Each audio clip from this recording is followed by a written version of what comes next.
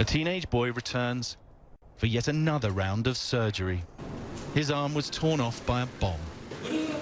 He'll be back for more operations before he returns to a home so insecure that we cannot use his name. And his is a relatively minor case in a hospital that only treats war wounded in a conflict that's bloodier by the day.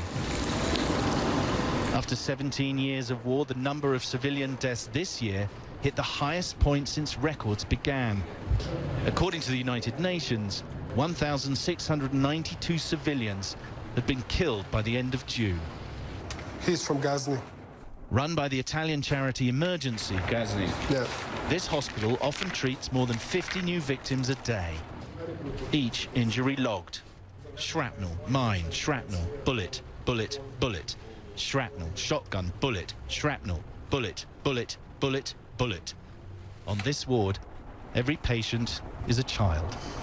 This young boy here was injured in Ghazni. Now that is a town to the south of Kabul, the main strategic town on the highway south. It was almost overrun by the Taliban a couple of weeks ago.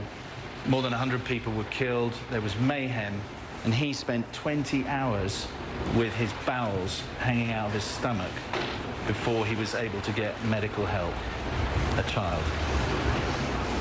Here the doctors live in fear. Every day the situation is getting worse and the fighting is increasing, but honestly, I don't have any clear future. The US will spend $45 billion here this year, most of it on training Afghan forces to take over. But poor morale, drug abuse and relentless combat has driven Afghan desertions and deaths so high that the numbers are now secret. One frontline government brigade is down to 30% of its fighters, NATO sources say. Niaz has lost 3 sons and 3 grandsons, all in government forces. 4 others are still alive, but they've all been wounded fighting insurgents.